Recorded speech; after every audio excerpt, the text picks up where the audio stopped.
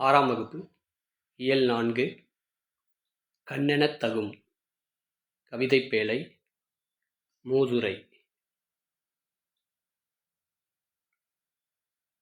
கல்விக்கு எல்லை இல்லை.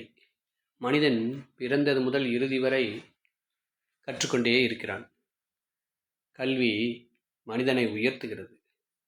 கல்வியும் செல்வமாக கருதத்தக்கது. எனவேதான் வள்ளுவர் செல்வத்தில் செல்வம் செவிச்செல்வம், அச்செல்வம் செல்வத்துள் எல்லாம் தலை என்கிறார். செவிச்செல்வம், செவி என்றால் காது. காதிற்கான செல்வம் எது என்றால் கல்வி. அது பிறருக்கு தந்தாலும் குறையாமல் வளரும், வளர்ந்து கொண்டே இருக்கும். கல்வியை பிறரால் கைப்பற்றவோ அழிக்கவோ முடியாது. கல்வியை யாராலும் திருடவும் முடியாது, தீயால் அழிக்கவும் முடியாது, வெள்ளத்தால் அடித்துச் செல்லவும் முடியாது. அப்படி அழியா செல்வமாகிய கல்வியை கற்றவன் எங்கும் எப்போதும் சிறப்பு பெறுவான். எனவே நாமும் கற்போம், வளம் பெறுவோம். ஔவையாரின் மூதுரை பாடலில் கல்வியின் சிறப்பு பற்றி கூறுகிறார். மன்னனும் மாசறக் கற்றோனும் சீர்தூக்கின், மன்னனின் கற்றோன் சிறப்புடையன்.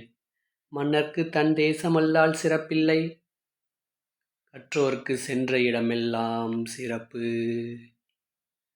ஔவையார். மாசற என்றால் குற்றம் இல்லாமல், சீர்தூக்கின் ஒப்பிட்டு ஆராய்ந்தால், தேசம் நாடு என்று பொருள். மன்னனையும் குற்றம் இல்லாமல் கற்றவரையும் ஒப்பிட்டு ஆராய்ந்து பார்த்தால், மன்னனை விட கற்றவரே சிறந்தவர். மன்னனுக்கு தன் நாட்டில் மட்டுமே சிறப்பு, கல்வி கற்றவர்க்கு சென்ற இடங்களில் எல்லாம் சிறப்பு.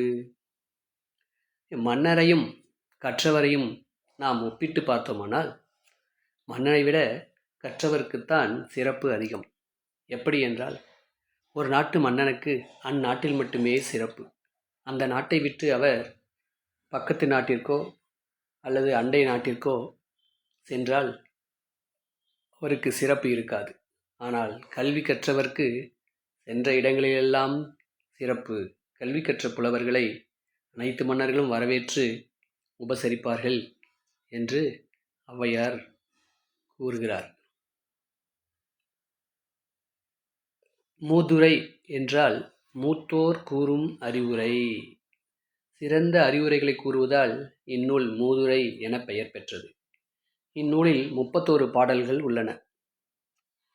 இந்த மூதுரையை இயற்றியவர் ஔவையார்.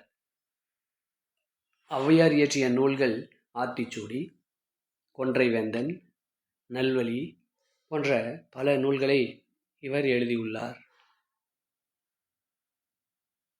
நன்றி.